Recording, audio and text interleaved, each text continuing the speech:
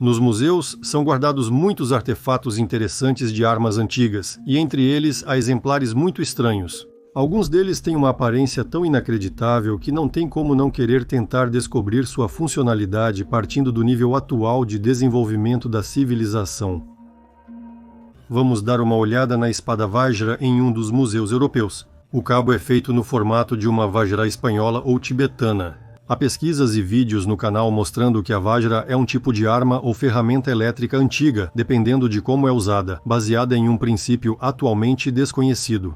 Então, uma espada com esse tipo de cabo não é apenas uma espada, embora alguns afirmem que isso é apenas uma coincidência. E aqui na espada foram feitas marcas e réguas. Para que elas seriam necessárias? Talvez seja um estilete de artilheiro para medir o diâmetro da bala de canhão e calcular o alcance do disparo. Tabelas. Esta é a escala de Hartmann, a relação entre a massa do projétil e o calibre. E mesmo que os canhões fossem armas energéticas e as balas tivessem uma função completamente diferente, de qualquer forma, a necessidade de mirar e calcular vários parâmetros permanece.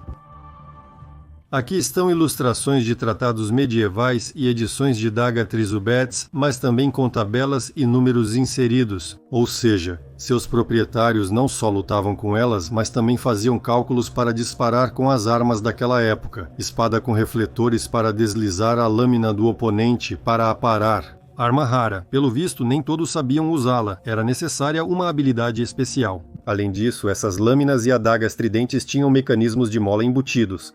Uma arma bastante tecnológica para a época, uma rapieira do século XVII da Alemanha. 10 a 20 minutos de esgrima e sua mão ficará cheia de calos. Devido a esse tipo de enrolamento em corrente, ao usar luvas é possível reduzir o dano causado à mão, mas talvez estejamos vendo aqui um enrolamento elétrico de pica, um dispositivo para medição e uma espada estranha, cujo objetivo do dono é capturar a espada do oponente, arrancá-la de suas mãos ou quebrá-la. Mas a maioria imagina que naquela época, nos séculos XVI e XVI-XVII, só existiam espadas, rapiers e lâminas lisas. Na verdade, o arsenal era enorme. A espada flambarda era uma arma rara, projetada para causar feridas cortantes e dilacerantes.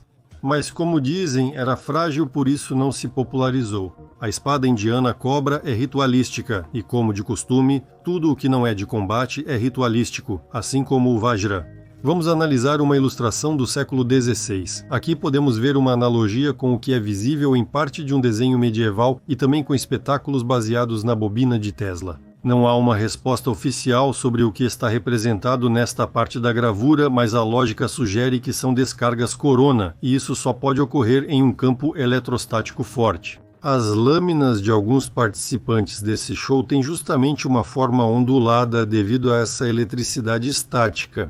As armaduras de cavaleiro protegem não só contra armas brancas, mas também contra descargas.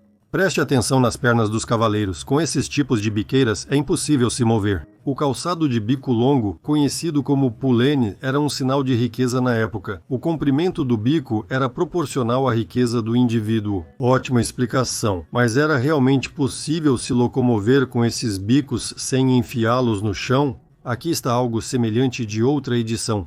Mayer Friedrich, mestre das artes e fogos de artifício, 1594. Então, em duelos de demonstração, eles usavam fogos de artifício e fogo?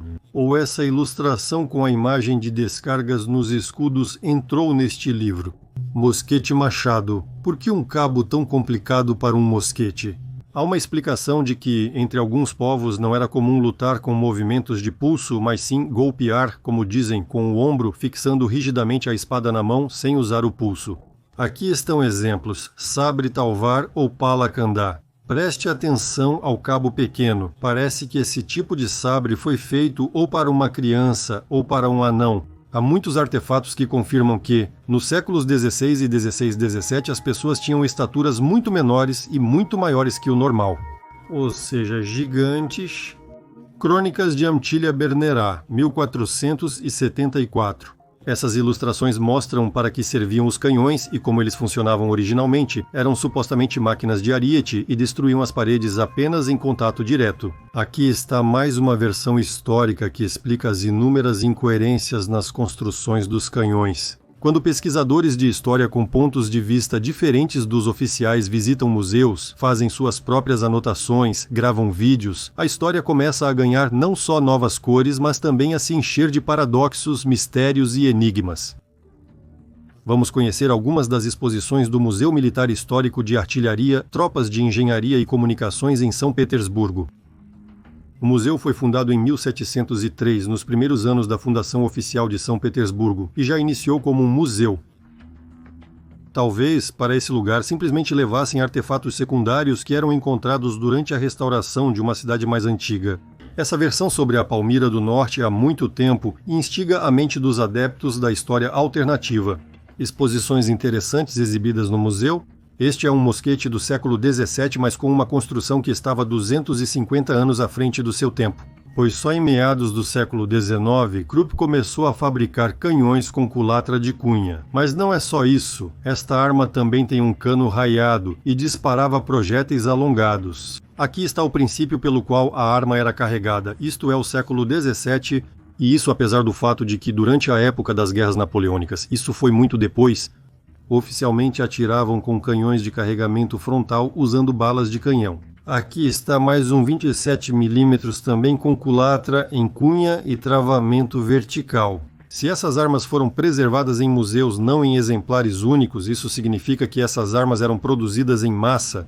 Então por que os historiadores nos mostram ações militares com o uso de canhões que disparam apenas balas de canhão? Canhões de carregamento múltiplo também são do século XVII canhões que estavam à frente do seu tempo. Que tecnologia militar esquecida é essa? Mosquete de carregamento múltiplo, 3 tubos de 5 metros de comprimento com estrias, século XVII, parece muito com um moderno rifle antitanque. Cano raiado de canhão, 1661. E os historiadores nos dizem que só na Guerra da Crimeia ficou claro que o futuro era dos canhões com canos raiados. Os mestres que fabricavam armas 200 anos atrás cometiam erros e se enganavam. Uma bateria de tiro rápido com 105 canos de 18mm era acionada com um único golpe. Um canhão experimental com seção retangular para disparar 3 balas de uma vez, ou o que mais ela atirava, início do século.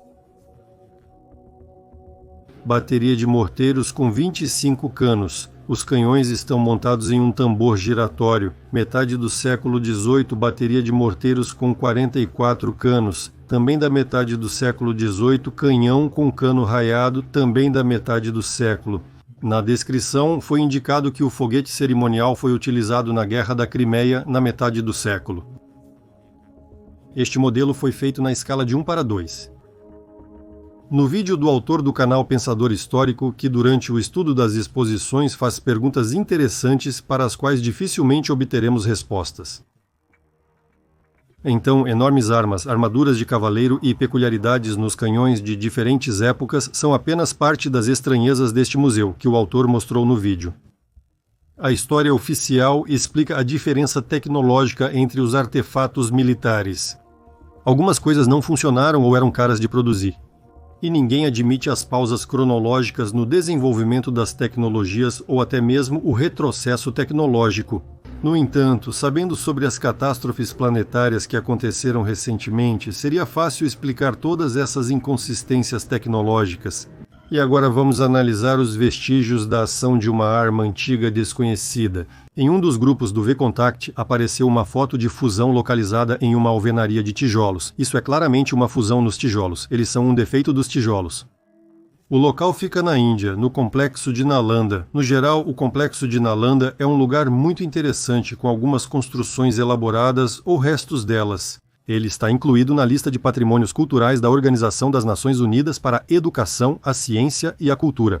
Para quem se interessa, a história oficial pode ser lida na internet, mas nos interessamos por ele do ponto de vista da temperatura de fusão dos materiais e, em geral, do modo como foi impactado. A temperatura de fusão do tijolo vermelho é de cerca de 1.200 graus, e ao ar livre na parede, a temperatura deve ser ainda maior, pois ocorre troca de calor, convecção e dispersão de energia. Com quais substâncias combustíveis isso poderia ter sido feito no passado? Vamos pensar sem nos desviar para o lado sobre armas de raio em princípios desconhecidos e antigos blasters.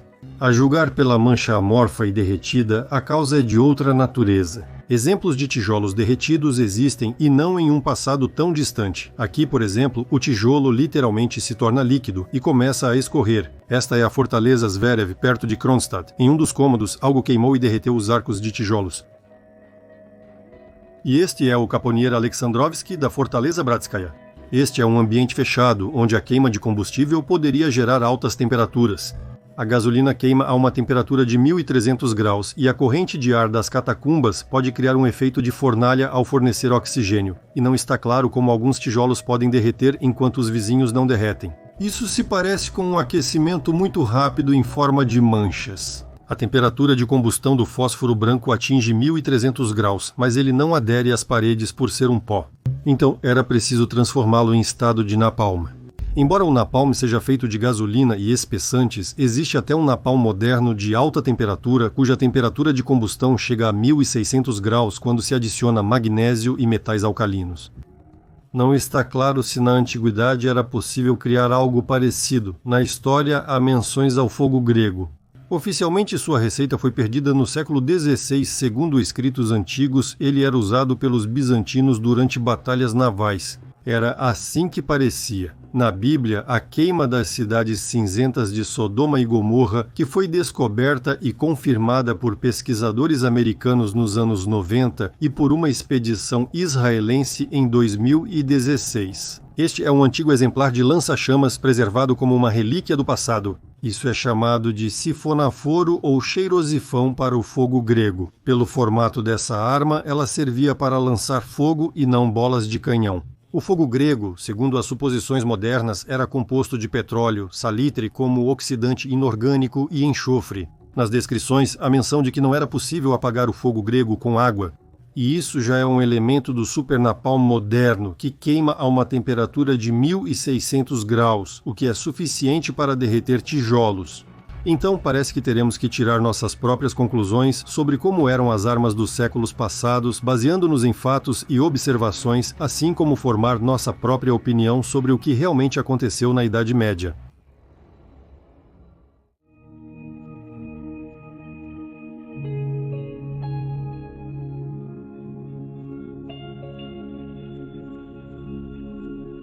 Legendas criadas por